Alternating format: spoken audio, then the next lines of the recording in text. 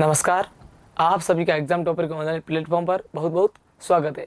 आज की इस वीडियो में हम जो कि जियोग्राफी भूगोल है उसके फर्स्ट सेमेस्टर का जो सिलेबस है वो लेके आए। काफ़ी सारे स्टूडेंट्स के मैसेज आ रहे थे कि उसका हिंदी रूपांतरण करके लेके आइए, तो उसका हम फर्स्ट सेमेस्टर का जो सिलेबस है वो लेके आए।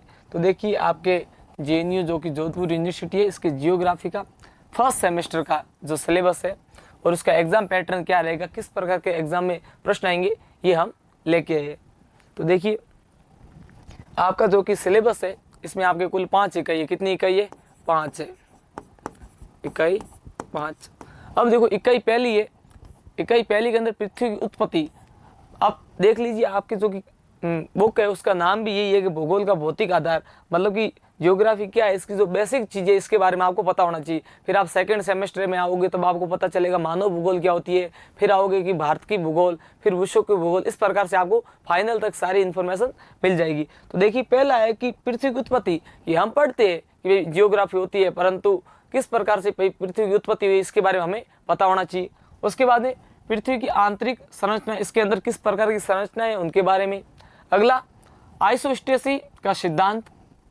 पृथ्वी की गति वलन और भ्रंश, किस प्रकार से जो चट्टानें वो आपस में मिलती है, टकराती है, उनकी जो प्रकार है उसके बारे में आपको पूरा पता होना चाहिए। चट्टानें और उनका वर्गीकरण करना है। तो ये आपके इकाई फर्स्ट है। उसके बाद में इकाई सेकंड के अंदर भूकंप और ज्वालामुखी, कि भूकंप किस प्रकार से आते हैं, ज्वालामुखी किस प्रकार से आती है, भूकंप कौन से क्षेत्रों में ज़्यादा आते हैं, उनके आने के क्या रीजन है।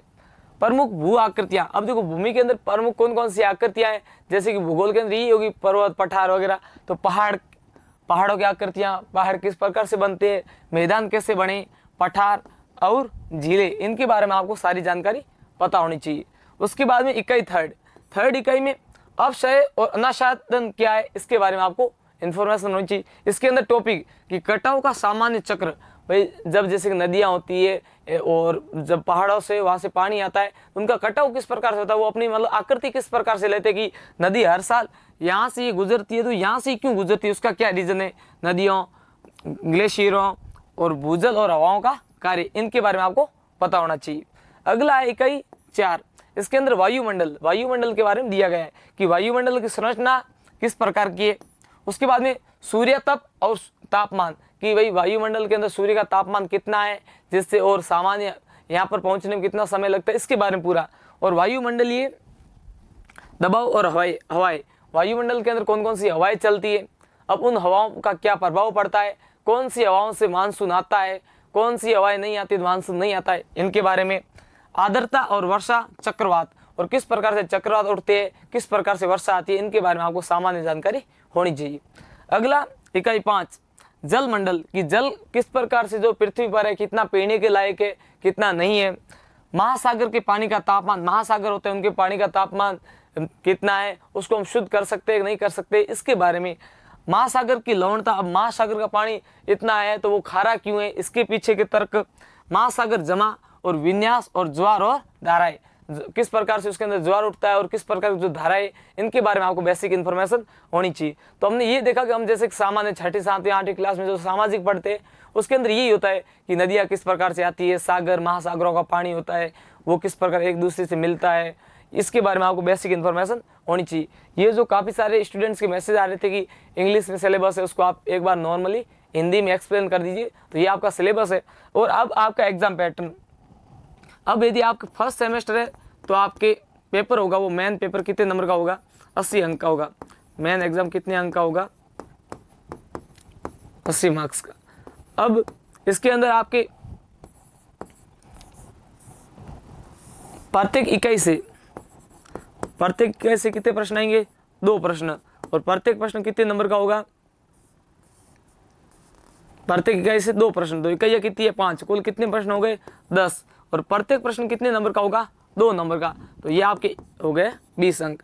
मतलब आपके अति लघु उत्तरीय जो प्रश्न आएंगे वो कितने आएंगे, कुल 10 प्रश्न आएंगे, और प्रत्येक प्रश्न कितने अंक का होगा, 2 अंक का होगा, और कुल मार्क्स कितने हो गए 20।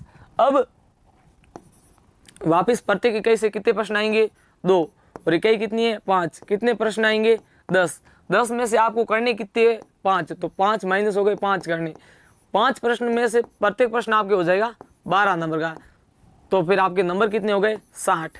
60 ये और 20 ये, आपके कितने नंबर का पेपर हो जाएगा? कुल 80 अंक का, अंक 80 का ये पेपर। और उसके बाद में जो कि बाकी वाले जो 20 नंबर होंगे ये आपकी कॉलेज की तरफ से जाएंगे। जिस भी विषय का आपको सिलेबस चाहिए तो उसके आप नीचे आप डिस्क्रिप्शन में कमेंट करके बता सकते हैं।